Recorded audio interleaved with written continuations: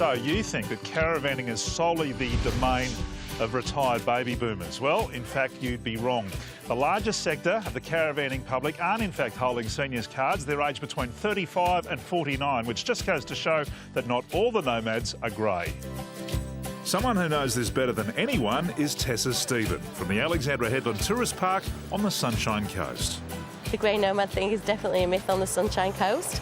We have lots of families, we have lots of travellers, we have lots of young people coming. And I guess the other interesting thing too is that caravan parks have become tourist parks these days. They offer more than just a night's accommodation, don't they? Yeah, we offer like the complete experience, I think I'd like to say. You know, we've got a lot of facilities here, we're within walking distance of everything, and people like that when they've been on the road. They like to just stay at a place and not move on. A couple who are doing just that are Barry and Amanda Miles.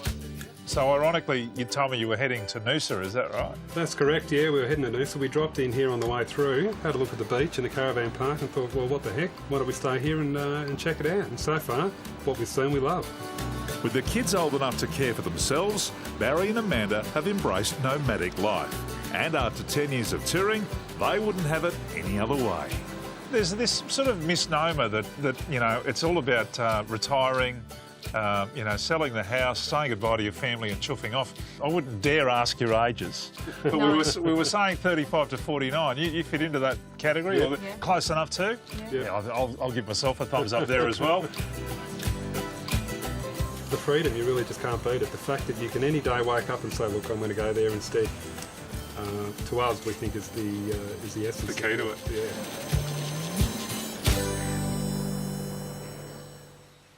If this lifestyle appeals to you, there are plenty of options for couples to hit the road.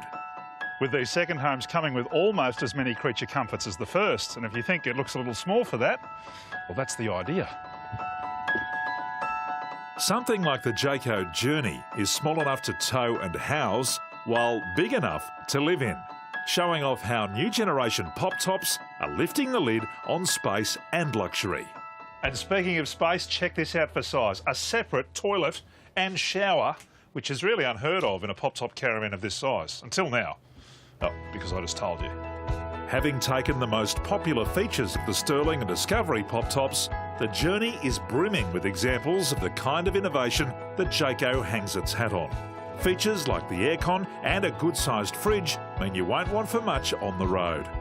To take a closer look at this model and the entire range, drop in and see the team at Brisbane Camperland on the city's south side. And for somewhere to park your pride and joy, why not book into the Alexandra Headland Tourist Park?